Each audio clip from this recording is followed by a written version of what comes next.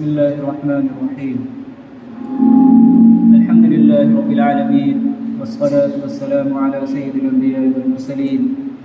أما بعد فأعوذ بالله من الشيطان الرجيم. بسم الله الرحمن الرحيم. ما أصابكم من مصيبة فبما كسبت أيديكم ويعفو عن كثير. صدق الله العظيم. وقال النبي صلى الله عليه وسلم: لا عدوى ولا طيرة ولا هامة ولا نوء ولا صفر، او كما قال علیہ الصلاۃ والسلام. میرے محترم، اللہ تبارک و تعالی نے انسانوں کو بھیجا اور انسانوں کو بھیجنے کے بعد نبیوں کو بھی بھیجا. انسانوں کے اندر خرابیاں پیدا ہو جاتی ہیں، لوگ گناہ میں ملوث ہو جاتے ہیں. اس کے لیے نبیوں کو اللہ تبارک و تعالی بھیجتے رہتے تھے.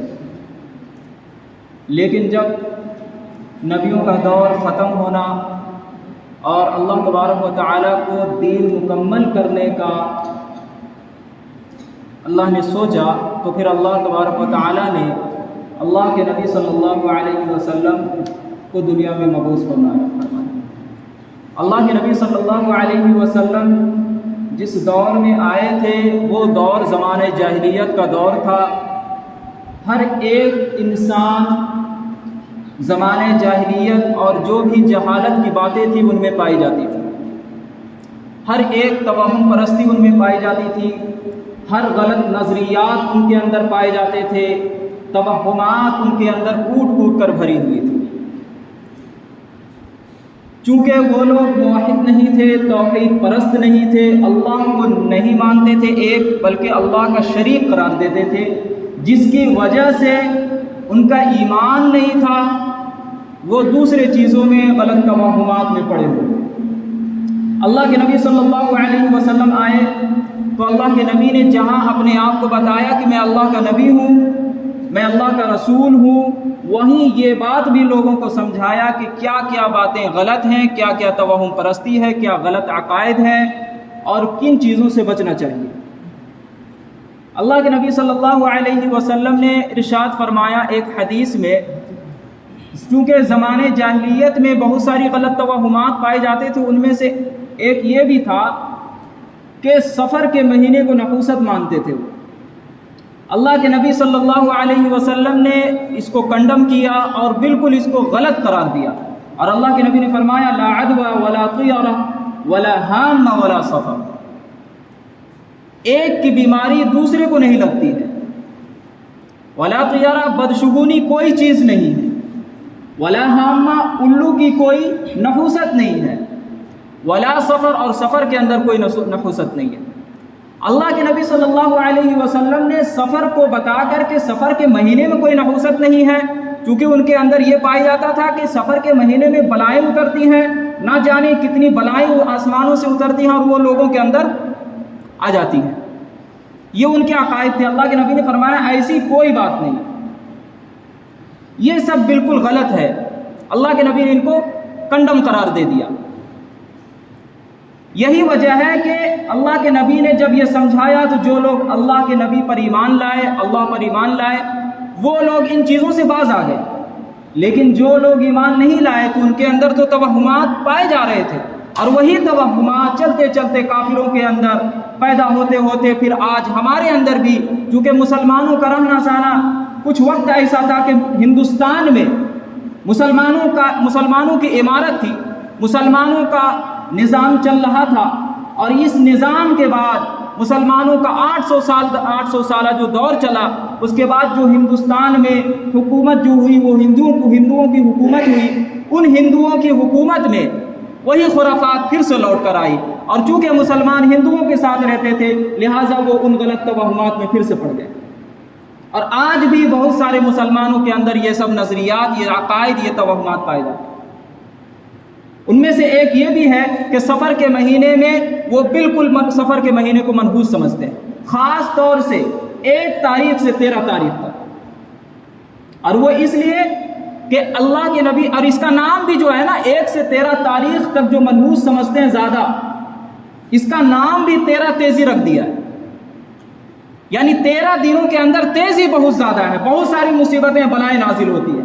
آپ نے سنا ہوگا جو پہلے کی عورتیں ہیں، بوڑھی اماں ہیں، ان سے آپ نے سنا ہوگا یہ ان مہینوں کے نام کو، کیا خالی مدار خجم الدین رجب، اور یہ 13 تیزی 12 وفات، یہ 13 تیزی آئی کہاں سے؟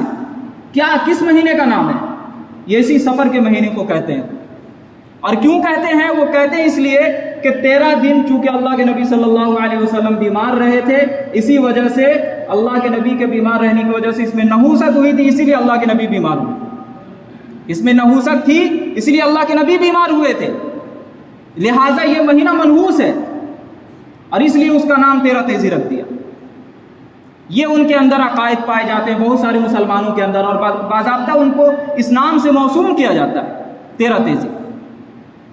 اگر اس تاریخ پر اور ان عقائد پر اگر ہم نظر ڈالتے ہیں اور دیکھتے ہیں کہ کیا اللہ کے نبی صلی اللہ علیہ وسلم واقعی 1 تاریخ سے 13 تاریخ تک بیمار رہے، اور کیا وہ سفر کی پہلی تاریخ تھی جو اللہ کے نبی بیمار ہوئے، تو میرے بھائیوں تاریخ سیرت میں یہ بات ملتی ہے کہ اللہ کے نبی صلی اللہ علیہ وسلم 1 تاریخ سفر کو بیمار نہیں ہوئے تھے، بلکہ سفر کے آخر مہینے میں بیمار ہوئے، اور اس بیماری سے اللہ کے نبی کو افاقہ نہیں ہوا اور وہ دنیا سے وفات پا گئے۔ اور وہ سفر کی 29 تاریخ تھی، سفر کی 29 تاریخ تھی جبکہ اللہ کے نبی صلی اللہ علیہ وسلم کی بیماری کی ابتدا ہوئی۔ سفر کی 29 تاریخ سن 11 ہجری، اور اس 11 ہجری 29 تاریخ سے جو بیماری اللہ کے نبی کو شروع ہوئی وہ بڑھتا چلا گیا، چونکہ ایک مرتبہ اللہ کے نبی جنت البقیع گئے تھے، جنت البقیع کے جنازے سے واپس آئے، اللہ کے نبی کے سر میں درد ہوا، اور درد ہونے کے بعد اللہ کے نبی نے کہا عائشہ میرے سر میں درد ہو رہا ہے۔ وہاں سے اللہ کے نبی کی علالت کی ابتدا ہو گئی، اور وہ بیماری میں مبتلا ہو گئے، اور دھیرے دھیرے وہ بیماری بڑھتی گئی، یہاں تک کہ اللہ کے نبی جہاں بیمار چونکہ ازواج مطہرات میں باری تھی، اللہ کے نبی اسی طرح پوچھتے رہتے تھے کہ کل میری بھی کس کے یہاں باری ہے ہماری، کل کس کے یہاں ہم کو ٹھہرنا ہے، کل کس کے یہاں ٹھہرنا ہے۔ ازواج مطہرات نے جب سنا کہ اللہ کے نبی اس طرح بول رہے ہیں تو اللہ کے نبی کو کہہ دیا کہ آپ کی جہاں مرضی ہو یا رسول اللہ، آپ اپنی ازواج میں جہاں بھی چاہیں آپ رہیں، چونکہ اللہ کے نبی کو پریشان دیکھ رہی تھی ازواج مطہرات۔ اللہ کے نبی کو بول دیا کہ اللہ کے نبی ضروری نہیں ہے کہ آپ ہمارے پاس ٹھہریں اور اپنی باری کا خیال کر کے میری پاس ہی ضروری سمجھیں، آپ کی مرضی جہاں ہو۔ اللہ کے نبی جو بیماری میں مبتلا ہوئے تو 1 ہفتہ اس طریقے سے ازواج مطہرات میں باری چل رہی تھی۔ اللہ کے نبی کو جب ازواج مطہرات نے یہ کہہ دیا کہ جہاں آپ چاہیں وہاں رہ سکتے ہیں، تو اللہ کے نبی نے امی عائشہ رضی اللہ تعالی عنہا کے حجرے کو فوقیت دی اور وہیں ٹھہر گئے۔ اور پھر 1 ہفتہ اللہ کے نبی صلی اللہ علیہ وسلم سوموار کے دن اللہ کے نبی حضرت امی عائشہ رضی اللہ تعالی عنہا کے روم پہ ٹھہر گئے۔ وہاں ٹھہرنے کے بعد اللہ کے نبی صلی اللہ علیہ وسلم کے بیمار جو انتقال ہوئے، وفات پائے، اس سے 5 دن پہلے اللہ کے نبی کی بیماری میں اور شدید اضافہ ہوا بدھ کے دن۔ اس بدھ کے دن اضافہ ہونے کے بعد اللہ کے نبی جمعرات کے دن کو اتنا زیادہ بیمار ہو گئے کہ اللہ کے نبی صلی اللہ علیہ وسلم نے ارشاد فرمایا کہ مختلف کنووں کے پانی کو لا کے میرے سروں پہ ڈالو، اور مختلف کنووں کے پانی کو لا کر اللہ کے نبی صلی اللہ علیہ وسلم کے سر مبارک پر ڈالا گیا، اتنا پانی ڈالا گیا ٹھنڈا پانی کہ اللہ کے نبی کہنے لگے بس کرو، اب مجھے راحت مل رہا ہے۔ اتنا شدید بخار تھا اللہ کے نبی کو۔ اللہ کے نبی صلی اللہ علیہ وسلم کے اوپر جب پانی ڈالا گیا، اللہ کے نبی نے جب کچھ تھوڑا سا محسوس کیا کہ میں ٹھیک ہوں، اللہ کے نبی ظہر کی نماز پڑھانے کے لیے چلے گئے جمعرات کو، اور پھر جمعرات کو نماز پڑھانے کے بعد وہی ایک خطبہ جو نماز پڑھانے کے بعد جو خطبہ دیا، وہی آخری خطبہ جو تاریخوں میں آتا ہے، اور اسی خطبے میں اللہ کے نبی نے جو یہ فرمایا تھا کہ اگر سب کا میں نے حق ادا کیا ہے، میں اگر کسی کا حق ہو تو مجھ سے لے لے، سوائے ابو بکر کے کہ میں اس کا حق ادا نہیں کر سکتا۔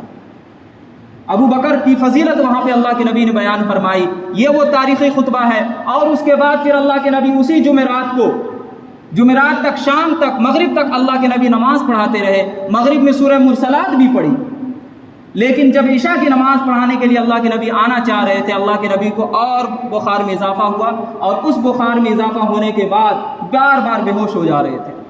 اللہ کے نبی کو افاقہ ہو رہا پھر اللہ کے نبی بے ہوش ہو جا رہے تھے، غسل کر رہے بے ہوش ہو جا رہے، غسل کر رہے بے ہوش ہو جا رہے، 3 مرتبہ اللہ کے نبی بے ہوش ہوئے۔ تو امی عائشہ سے پوچھا کہ کیا لوگوں نے نماز پڑھ لی ہے؟ امی عائشہ نے کہا کہ نہیں، آپ کا انتظار کر رہے ہیں۔ جب اللہ کے نبی نے دیکھا کہ افاقہ نہیں ہو رہا، اللہ کے نبی نے کہا کہ جاؤ بول دو کہ ابو بکر نماز پڑھائے۔ 3 سے 4 بار اللہ کے نبی نے کہا امی عائشہ کو، تو امی عائشہ نے کہا کہ ابو بکر نماز نہیں پڑھا سکیں گے۔ تو اللہ کے نبی نے کہا کہ تم تو یوسف والی عورتیں ہو۔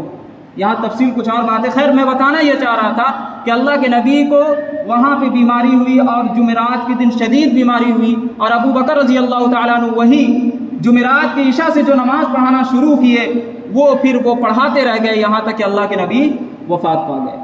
صرف اس ایک دن اللہ کے نبی صلی اللہ، اور اسی عشاء کے دن، عشاء کی رات کو اللہ کے نبی نے لوگوں کو بلایا بھی، تو واقعہ کرتاس جو واقعہ پیش آتا ہے کہ اللہ کے نبی نے کاغذ منگوایا تھا کہ لاؤ لکھوا دوں میں تمہیں کوئی چیز، جہاں پہ کچھ باتیں ہو گئی تھی تو اللہ کے نبی نے کہا جاؤ یہاں سے۔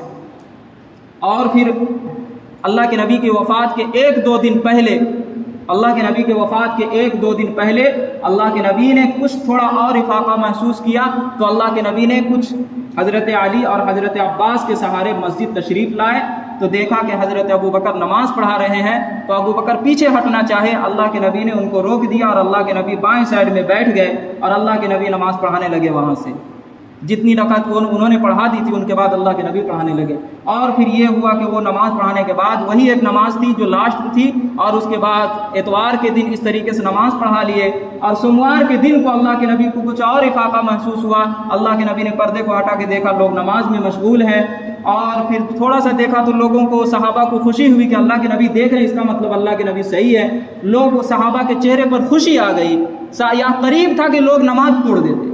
اللہ کے نبی نے اشارہ کیا کہ نماز میں رہو، نماز میں رہو۔ اللہ کے نبی نے جب اشارہ کیا وہ لوگ نمازی میں رہے، اور پھر اللہ کے نبی کو جب دیکھا، طاقت تو تھی نہیں کہ کھڑے ہو سکتے تھے، اللہ کے نبی پھر بیٹھ گئے، اور پھر اسی فجر کے بعد جو ہے لوگوں نے سمجھا کہ اللہ کے نبی سب ٹھیک ہیں، لوگ اپنے اپنے گھر کو چلے گئے، اور ادھر اللہ کے نبی صلی اللہ علیہ وسلم کی نزع کی حالت شروع ہو گئی۔ اور وہ نزع کی حالت میں اللہ کے نبی فرماتے تھے کہ برابر میں اس زہر کا اثر محسوس کر رہا ہوں، اجد علم الطعام الذی اکلت بخیبر، جو میں نے خیبر کے روز کھائی تھی۔ یہودی عورت نے اللہ کے نبی کو زہر کھلایا تھا، اس کا اثر اللہ کے نبی کو اس وقت محسوس ہوا تھا، اور اس اثر کی وجہ سے، کڑواہٹ کی وجہ سے اللہ کے نبی کہہ رہے تھے کہ میرے جو شہ رگ ہے وہ کٹنے کے قریب ہے، کہ میرے شہ رگ کٹ جائے۔ اور پھر اسی نزع کی حالت میں اللہ کے نبی اس کے بعد پھر اللہم الرفیق فی الرفیق الاعلیٰ کہہ کر دنیا سے چلے گئے۔ تو یہ اللہ کے نبی صلی اللہ علیہ وسلم کی علالت کی جو ابتدا ہوئی وہ سن 29 صفر کو ہوئی، اور پھر 13 سے 14 دن اللہ کے نبی بیمار رہے، تو وہ ربیع الاول کا مہینہ شروع ہو چکا تھا، یہ تو سفر کا ابتدائی مہینہ تو تھا ہی نہیں۔ تو یہ کہنا کہ سفر کے 13 دنوں میں 13 تیزی ہے اور اس دن اللہ کے نبی بیمار ہوئے، تو یہ تو بالکل غلط بات ہے۔ اور پھر ایک اور جو نظریہ چلتا ہے کہ سفر کے آخر کے دن میں جو بدھ آتا ہے اس میں لوگ نہائیں گے، دھوئیں گے، اور نہ جانے کتنی خوشیاں منائیں گے، اور کیا کہیں گے کہ اللہ کے نبی کو افاقہ ہوا۔ اللہ کے نبی کو اگر 13 دنوں کے بعد افاقہ ہوا تو 13 دن کے بعد خوشی منانی چاہیے تھی، پھر بدھ کو کیوں منا دے؟ مطلب نہ یہ سر نہ پاؤں، کچھ پتہ نہیں چلتا ہے کہ کیا کیا واقعات گھڑے ہوئے ہیں لوگوں میں، کچھ سمجھ میں نہیں آتا ہے کیا کیا واقعات لوگوں کے اندر پائی جاتی ہیں۔ یہ ان توہمات یہ ان کے اندر پائی جاتی تھی، کفار کے اندر، اور وہی چیزیں آج مسلمانوں میں بھی پائی جاتی ہیں۔ تو اللہ کے نبی نے فرما دیا لا عدوى ولا طير ولا حام ولا سفر، سفر کے اندر نحوست ہے ہی نہیں ہے۔ اور پھر اگر ہم دیکھتے ہیں کہ اللہ کے نبی صلی اللہ علیہ وسلم کو اگر بیماری ہوئی تھی تو کیا بیماری نحوست ہے؟ نہیں میرے بھائی، اگر بیماری آتی ہے اور بیماری کی وجہ سے اگر نحوست مانا جائے تو بیماری نحوست نہیں ہوتی ہے۔ اللہ کے نبی نے ارشاد فرمایا ما یصیب المسلم من نصب ولا وصب ولا ہم ولا حزن ولا اذن ولا غم، کہ کوئی بھی چیز جو بھی مسلمانوں کو اگر پہنچتی ہے، چاہے وہ نصب ہو، بدن کی تھکاوٹ ہو، بدن کی گراوٹ ہو، یا حزن ہو، غم ہو، تکلیف ہو، کوئی بھی چیز پہنچتی ہے، حتی الشوکۃ یشاکھها، یہاں تک کہ اگر بندے کو کانٹا بھی چوبتا ہے، الا کفر اللہ بہا من خطایا، اللہ تبارک و تعالیٰ اس کے ذریعے سے اس کے گناہ کو معاف کر دیتا ہے۔ تو بدن جو بھی بیماری اگر آتی ہے، مصیبت آتی ہے، تو اللہ تو اس سے گناہ کو معاف کرتے ہیں، پھر یہ نحوست کیسے ہوگی؟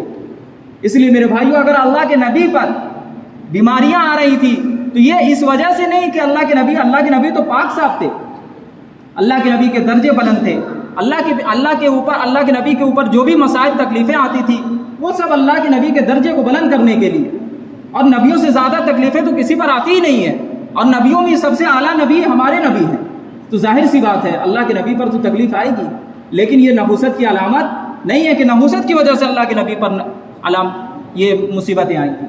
اس لیے سفر کے اندر کوئی بھی نحوست نہیں ہے۔ اتنے کم وقت پہ باتوں کو سمیٹنا بڑا مشکل ہو جاتا ہے، لہٰذا کوشش کریں کہ سفر کے اندر جو بھی نحوستیں مانی جاتی ہیں وہ تمام چیزوں کو غلط سمجھیں۔ لوگ سمجھتے ہیں کہ گھروں میں رات کو جھاڑو دیں گے نحوست پیدا ہو جائے گی، لوگ سمجھتے ہیں کہ راتوں کو قرض دیں گے نحوست پیدا ہو جائے گی، قرض دار ہو جائے گا۔ طرح طرح کے خرافات، میں کن کن چیزوں کو گنواؤں آپ لوگوں کے سامنے، طرح طرح کے خرافات لوگوں کے اندر پائے جاتے ہیں۔ ان تمام چیزوں کو لوگوں کو سمجھنا چاہیے کہ جو اللہ پر ایمان رکھتا ہے، اللہ پر یقین رکھتا ہے، سوائے اللہ کے اوپر اس کی کسی کی نظر نہیں جاتی، کسی پر نظر نہیں جاتی۔ دعا کریں کہ اللہ تبارک و تعالی ہمیں اور آپ کو صحیح ایمان عطا کرنے کی توفیق عطا فرمائے۔ وآخر دعوانا الحمدللہ رب العالمین۔